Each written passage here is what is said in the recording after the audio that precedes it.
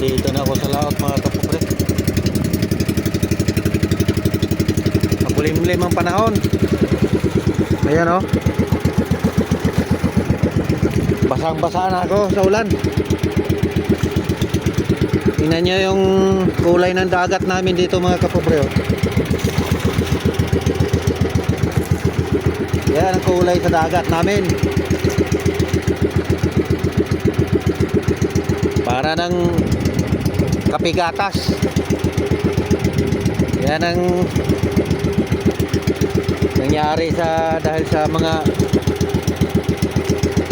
ano dito, mga kumpanya mining. Tapos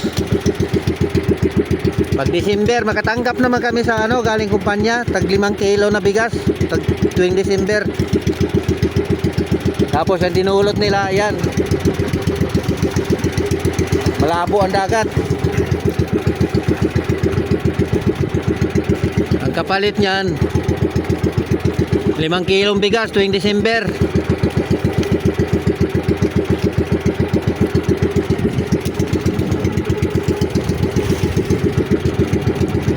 Okay lang yung mga official kasi mayroon naman silang nakukuha.